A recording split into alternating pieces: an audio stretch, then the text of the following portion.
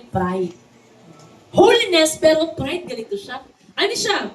I am deeper than others. Mas maayo ko kaysa sa iba. Mas buot ko kaysa sa iba. Ano pa? I hear God better. Mas damo ko revelation kaysa sa iba. Ang vision ko yan, grabe gid. Mahitabo. Diba? You recognize yourself as unholy. Tungod kay, mas maayo ka kaysa sa iba. I walk in power, in more power. I know scripture more. I am more spiritual. Spiritual pride is the sin that killed the Pharisee. Ano ba yung mga Pharisee? Sila yung mga pari nga batid sa balaod. Pero tungod kay, they have the spiritual pride. Mas maayo pa ko kay Jesus. Mas maayo ang amon nga nabalayan kaysa sa ginahambal ni Jesus. They are blinded nga wala nila lagitan nga ang kaluwasan amo galing si Jesus. Nagets naton? They are blinded because of spiritual pride. Mas maayo ko kaysa sa ila. That's why yung mga sa Word of God, wala sang mas maayo. Ang maayo amo ang Ginoo. Sometimes si Jesus, ang siya, maayo nga, o tutudlo. Laban Jesus, hindi ako ang maayo. Ang Ginoo lang ang maayo. Wala sa isa sa aton nga maayo. Wala sa isa sa aton nga maayo. Sige, ang Ginoo lang ang maayo. Hindi kita maayo. Si Lord ang pinakamaayo sa tanan. Number 8, the sin that destroyed Samson. Ato siya. Last. No? Last, amo ginang maka-destroy sa damo nga mga anointed man of God. Last. No, matingala ka? Dati-dasig mo, no? Subukan ang tabo. Dati nagapin mo lang on fire. Subukan ang natabo. Si Samson, nalila siya itong magkibara sang legs kaya nagpapakita. Si Delilah, laway niya guwapa. Guwapa, gini. Tama? That's why dabong nalila nga mga lalaki sa guwapa. Abila guwapa. Guwapang gawas pero maot ang sulod. Tama? No? Guwapa ang gawas pero ang sulod. Grabe galing ang pinag-uman. Meron ko sa story, no, kahapon lang. May kami sa kasakay. Bigyan pa share ni Lord, no?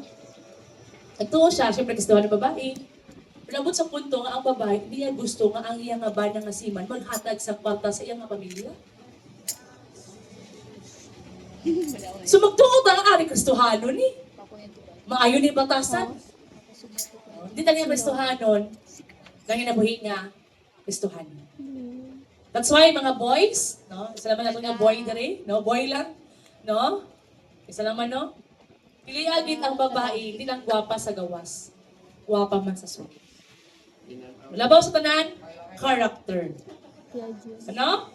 Character. Kay damo subong mga babae, no? Kung basahon mo sa ano, pagpangkwarta lang yung babae, tunay mo na nga, patapupre. Ama? Wala siya pa-eskwila sa iyang abana. Basta po, niya na pag pakatagos ang kwarta, iya nga. That's why we need to discern. Like Samson, wala siya naka-discern kasi ni Delilah, amo na ganito siya ang trap sa enemy because of the lust. 1 John 2:16. Basahon natin sabay-sabay. 1, 2, 3, go!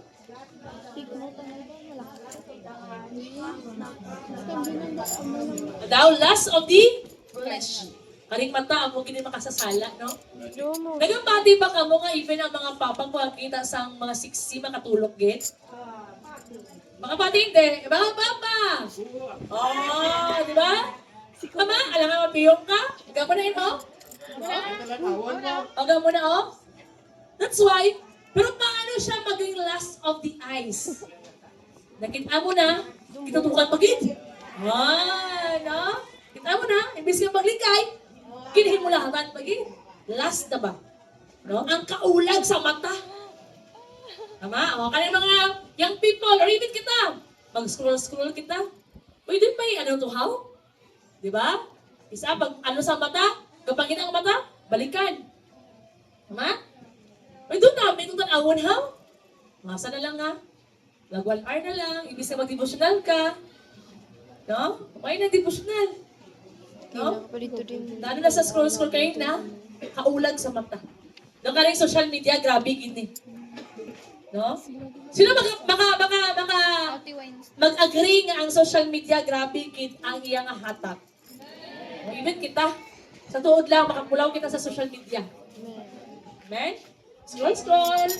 Papalipas oras, hasta nga. Malas stress na nakatulog. No? Pero kung sa simbahan gani, tulog na subong. No? The lust that destroyed Samson. Number 9. The sin that killed an anointing in one night. Ano in one night? Meron sa man of God niya, grabe siya ka on fire. Grabe ang anointing. Pero may ara sang salang ang gintaguan. One night lang. May ara galing sang kababalaghan niya ginahimo. Every night. Kung mag-preach siya, ang mga patay dumabuhi. Kay grabe ka anointing.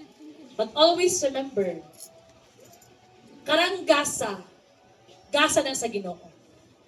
Ginaalaw na ni Lord nga, karang isa ka tao gamiton, tungod kay aras ang may tao nga lang ginahang. Pero hindi na siya ibig sabihin, ang kanak nga gasa nga ginhatag sa Ginoo, amo na mga cover up sa mga sala nga ato nga ginhimuan. Nagets ko ninyo? Ang gasa, regalo sa Ginoo. But always remember, we need to be holy, as the word of the Lord says. Ang ihukom ni Lord sa aton, hindi man sa aton lang agasa, kung paano tayo kinabuhi, namatay. The sin that killed an anointing in one night.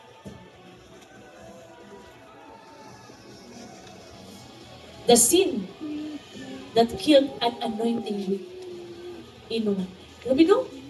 Grabe ka anointed, a person. Pero sa isa lang ka, di ba kasagaran ginahimo ang sala? Don't you know? Meron sa isa ka church nga ang sa ka youth pastor, grabe ka anointed. Balaan niya ano, kung isang pati mo subong. Pero talagang lalaki, gipay muslan niya. Nakalagay siya, badeng. Ma? So, yung makahambal nga maayo mamapa, maayo nakatako. Talawag kita ang batas. So, even ka ng mga social media, di ba? Hilig man kita mamati no, sa mga nag-share sa Word of God. Okay man na. Kung mag-bless sa Word of God. Pero remember, wala na nakabalo ano ang ilang kinabuhi. Kay damo, preacher, maayo mag-istorya. Makabuhi patay. Pero kani, compromise sa kalibutan. Nagahimo sa mga milagro. Nakato, na as I heard, no, pag mag-worship sila, grabe. Mag-goosebump ka. Grabe ang presence ni Lord. Galing ka, ang iyang gitarista, siya man singer, ang iyang gitarista, ginakonsumo niya. Na-enchain ba? Oh? Amo ni, the sin that killed an anointing in one night. Hasta nga na-expose, hasta tanan nga mga young people nga boys. Pa naman sila ginakamang. So until such time nga, yan na. The spirit, mag-depart kita siya. Mag-depart ang spirit. That's why sa aton, always remember that the Holy Spirit will depart to us. Numbers 9, zealous, jealousy.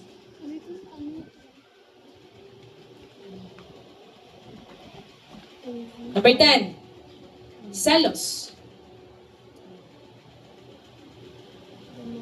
The Holy Spirit whispered, I will not anoint a jealous heart. So, ito yung mga silosa. Ako lang silosa. No? Tama? Oh, meron taas. Diba? There is jealousy in our heart. I believe talaga mga nagkaselos. Tama? Pag ato nga utol, may bago kitawa ay. Pag kita nato nga sensor sila, kita wala. Tama? Pero kana nga selos, talagang pinag-ideal natin. envy, or kasina. Tungod kayo sa kaselos, mawala ka na nalipay. Pag magkasinso sila, sige lang, gulong ng pan. Ngayon, sila ay nasa ibabaw. Bukas na sa ilalim naman. So, bang ibabaw sila? Sunod adlaw, ilalim, ako naman ang babaw. No? Ano sa Pilipinas? Crab mentality. No? Hilay ba? Pababa. Tungkol sa selos. That's why let it be deal nato ni sa itong heart ka ng selos. Hindi niya magitaan sa iba ng tao. Pero kita mismo nakabalong kita nga may atas ini. Amen? Amen. Nabato-bato sa langit ang matamaan. Huwag magalit. Huwag magalit. At tayo'y magbago. To be honest, even ako lately, alam ko, Lord, selos, kini ako nga ginabatsag pa. So I need to deal it. I need to confess it. Kabalo kita, ano ang mga butangan ginasilosan natin? Amen? So kailangan ihambal nato. Lord, sa dulo, Lord, nasilos ko na pa. Lord, mali ba magselos? Mali ba magselos? Mali ba magselos? Hindi mali makapertos ang selos. Pero ang mali pag magtuwal ka sa selos. Amen? Kain. Because of jealousy to Abel, kipatay niya si Abel. So ang selos, makapatay. O mga asawa, mga bana, dudugay na gulit si Mr. How? Durong melain itong alistorya. O mga asawa, dudugay na gulit si Mrs. How? Bakit dayan-dayan pa to? O? Diba? Damo sa mga marriages. Napatay tungkol sa selos. So, ang selos galit makapatay. Ang selos. Number 10. The most dangerous of all, disobedience you excuse. Karoon lang. Namilig ka ng mga bata, karoon lang. Delay obedience is disobedience. Karoon lang. Kami ng moto sa mga bata, wait lang, wait. Ay, subong nga mga panahon nila, karoon lang. Mga English yan ng mga batang subong, wait. Wait. Partial obedience. Ano yung partial obedience? Wait lang. Isugo ka sa Ginoo.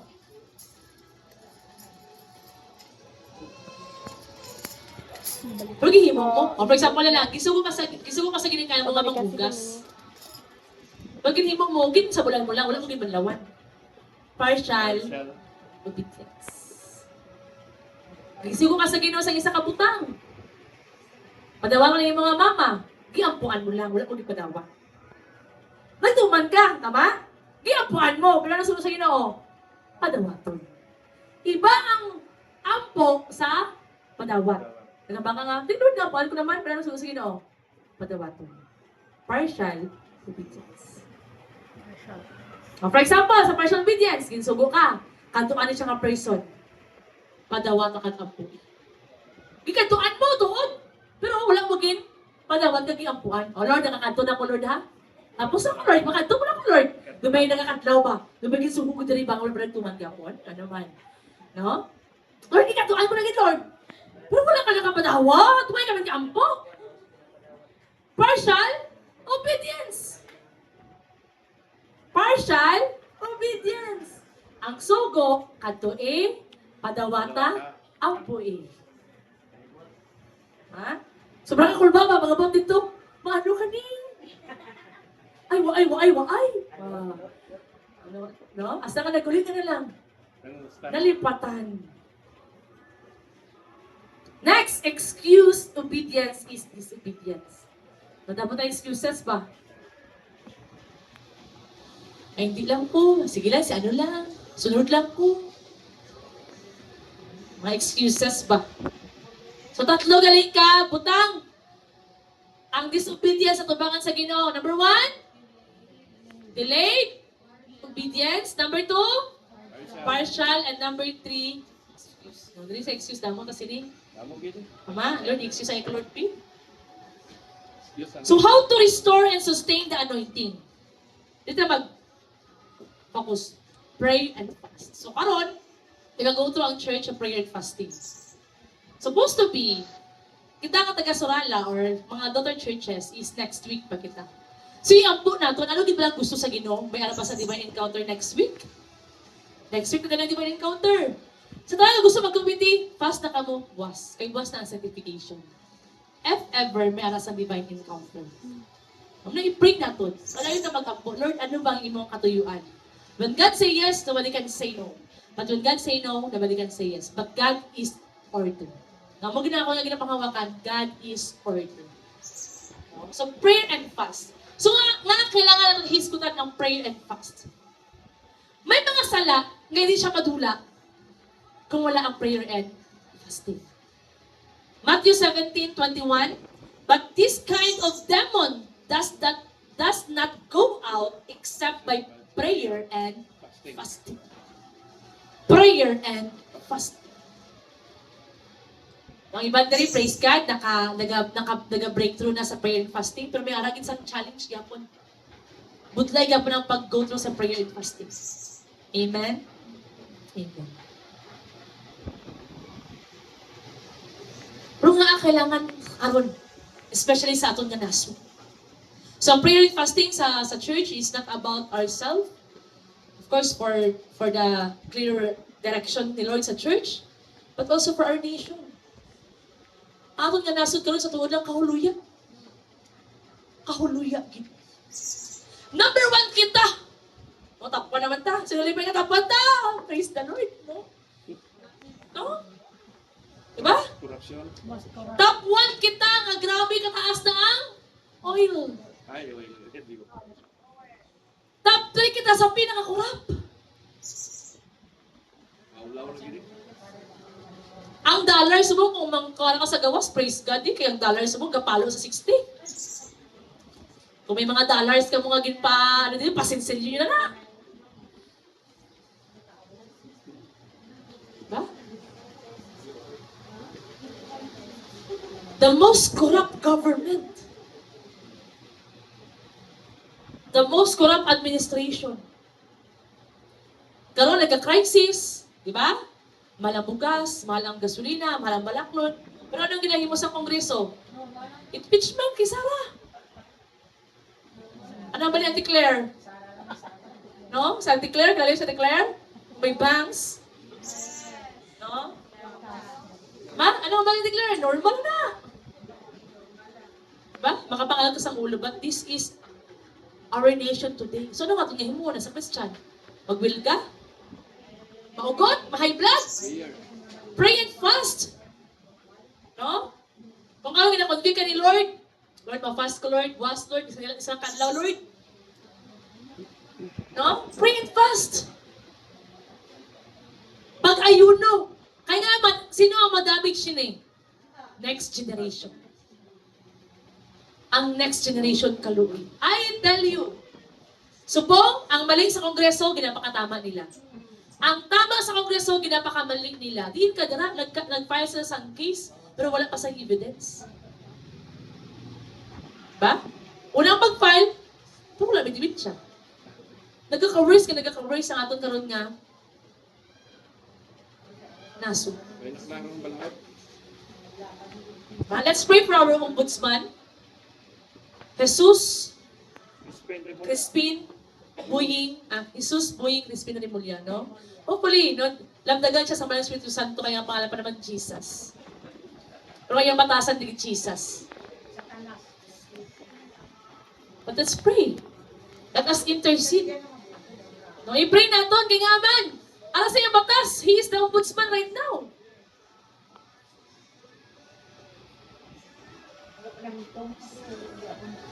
So grabe, grabe karon? The love of money. Ano na sa word of God? The love of money is the root of all evil. Today is the evil days. Why? Because of the love of money. Even kita kay kisa, parta ni Lord, padayon. Diretso na. Kasi wala pa po, diretso. Basta lagi mga kwarta. But the love of money is the root of all evil. Now, there is a illustration, stronghold. So, kanang stronghold, amo ng kuta. Sa Corinthians 10, pwede ba show? Wala itong ano. Ang stronghold, kita yun ang mga kinaraan ng mga, for example, kanina lang, kaning mga tore, di ba dati mga, ano ba na, kanang walls ba? Walls of Jericho. Baka na mga liko na siya dati, karon nabi isang lang ano doon, medyo kumalinaw, di ba? Dahil lang naman umpag. Ang stronghold, na muna siya ang pinakalikon. So, hindi basta-basta ma-conquer sa isa ka place, kaya may arap pa sa stronghold na nagapalikod. 2 Corinthians 10:3-4, for though we walk in the flesh, we do not war according to the flesh. For the weapons of our warfare are not carnal, but mighty in God for pulling down strongholds. Ano gina-pull down naton? Strongholds. So may mga ginaagian galing kita mga sala or nagkabalik-balik na nga sala, nga nahimo na siya nga, strong na siya sa kunya kinabuhi. Kumbaga nagkaliyo na ba? No? Nakapundasyon na ba? Hindi basta-basta sila mo ka-deliver. Out! Out! Out! Hindi kita out! Kinahanglan siya prayer and fasting. So what are the kind of prayer and fasting? Ano ba ang mga prayer and fasting? So ang stronghold, nag-start siya sa bricks by bricks. Kung isa ka pader, bukod mo, dali lang. No, si dito nagugtas kaya ang mga 2 ka bata nakabuka sa 2 ka simento. Tama? Dali lang pagbuka kung isa lang ka simento. Pero pag imo na siya nga patong-patong, meron sa simento, di ba? So pag na, kung hindi magubain mo nga, hindi magdugong mo kamot. So sometimes, amo na ang ano sa enemy. Isa lang kasala, isa mga amat-amat pa. Asa nga na-pile up, nga nagkaroon na siya sang balay.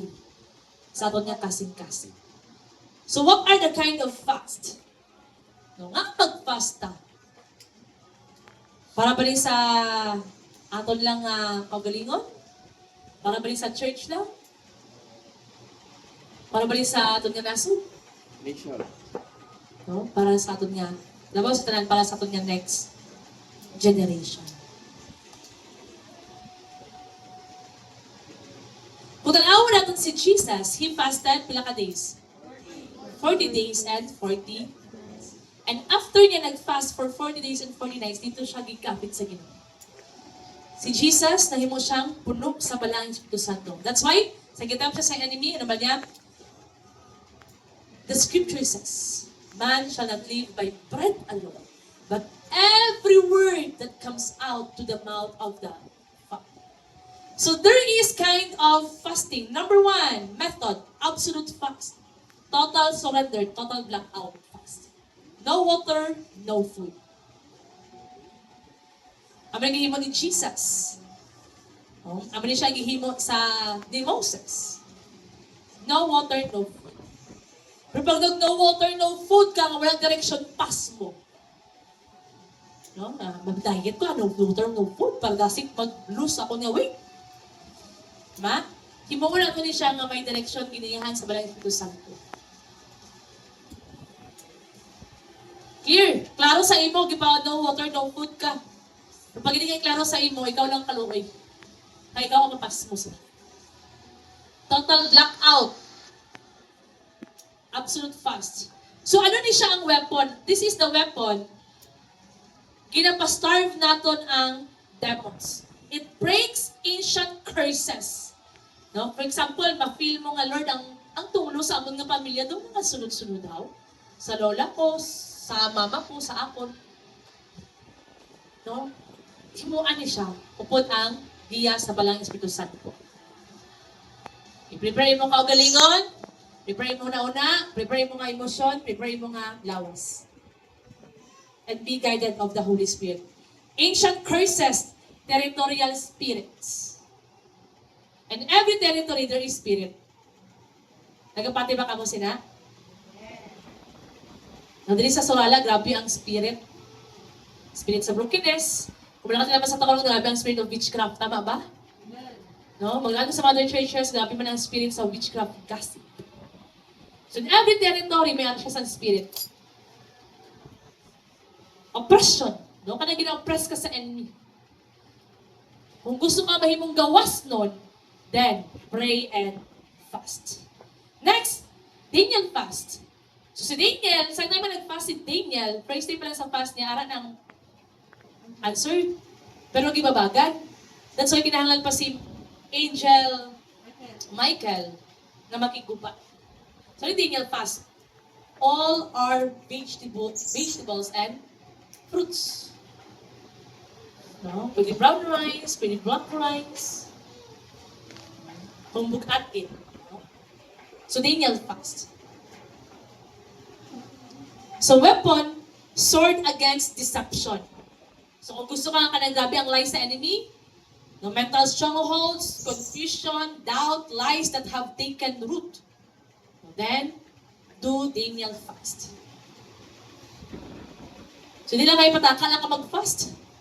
Asa mo mag-fast ko Daniel ko. Daniel mo kahit hindi ko kaya abstain. No? Daniel. Asa mo abstain na ta abstain kaya kaya. Malandong ka sa Ginoo. Next, Esther fast. So, ang Esther fast, urgent breakthrough. Kana may time nga, Lord, gusto ko maka-breakthrough agad-agad. Basa na ito ng Bible, si Esther, they plead to the king. Kaya may na sa plano si Haman. Napamansyon na lang ng mga Jew. Nag-fast sila, 3 days, no water, no food. Nag-plead sila sa Ginoo nga ang hari ma-turn siya. That's why, sa Word of God, naghambal, the heart of the king is in the hands of ang kasing-kasing sa hari, ara sa kamot sa Ginoo. Weapons, breaks, sudden attacks, no, urgent crisis. That's why we fast. That's why nag-fast kita karon. We fast because of this crisis. The urgency of prayer and fasting. So, once again, kung ka-impress si Lord sa imo, there is impression to you nga mag-fast ka. Gina-remind ko ni Lord, no? Sometimes, we use conviction as a wrong word, no? Ang conviction, gina-convict ka ni Lord para malid ka sa repentance. No? Pero sometimes, ang gina-convict ko ni Lord na mag-fast, bali na siya. No? Ang conviction, para lang siya mag-lead sa repentance. So, kung may impression sa imo, ginalid ka ni Lord nga mag-prayer and fasting, then, do it, no? Update your leaders para makaver ka sa prayer. The fast that turns the king's heart. Naman siyang Esther fast. Then, number 4, method 4, the discerning fast. This one will open your eyes. Natin makabati, may magtanong kong prepagatan. Spiritual eyes. Bakit ano ba nga ang mga butang nga, Lord mo? Walang kinalakitan sa iba. Okay, praise.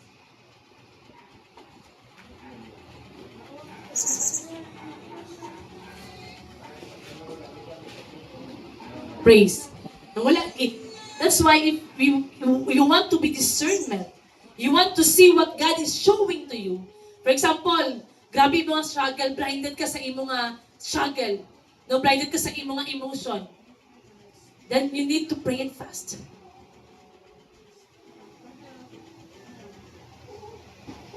If you want to see the direction of the Lord in your life, then go through discerning fast.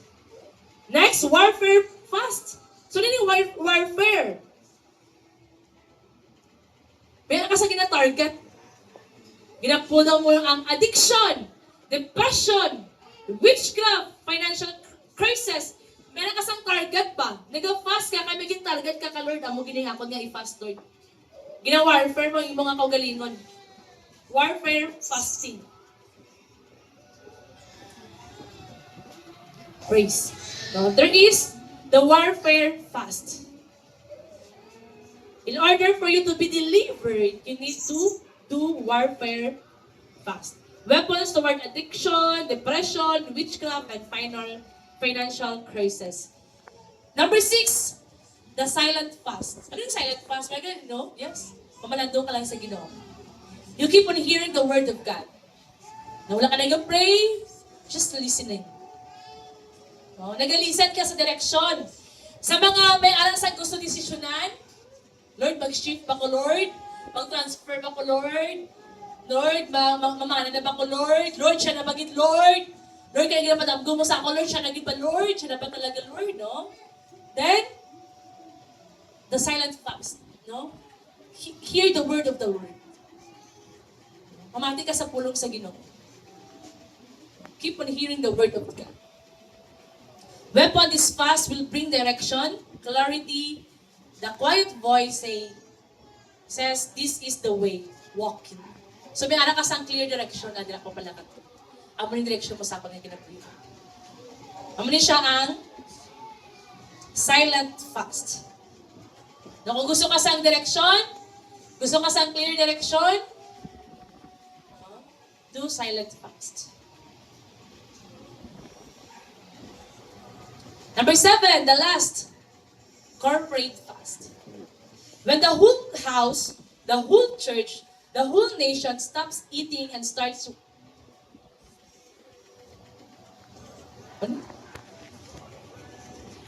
worrying together, this is where the real shaking happens.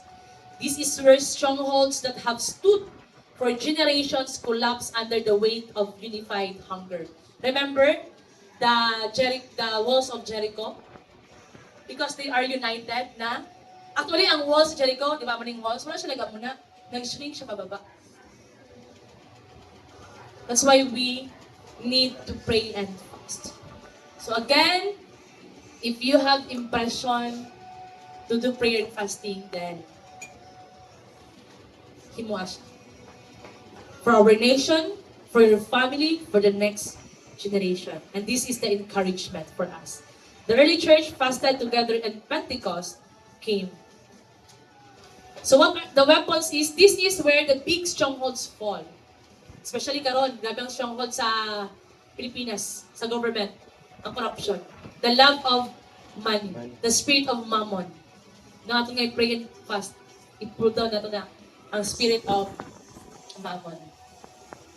So why many people fast but see no breakthrough? They start strong, passionately, determined, but by day 2, the headaches comes. Kaya nga man, wala sila kabalo. No, there is no wala sang strong. By day 3, the excuses start. Maybe God understands if I just have a little this something. And before they know it, the fast is broken. The discipline is gone and the stronghold will stand. Why? Because the enemy isn't afraid of your attention. He's afraid of your consistency. He can withstand a day of your hunger, but he cannot survive a week of your obedience. That's why when we fast, we need to ask the Lord, Lord, what kind of fast? Hindi nang fast ang gusto ko, Lord. Pero ano ba ang fast ang gusto mo, Lord, sa karoon nga ako ginagian? Nakaroon naman sa aton.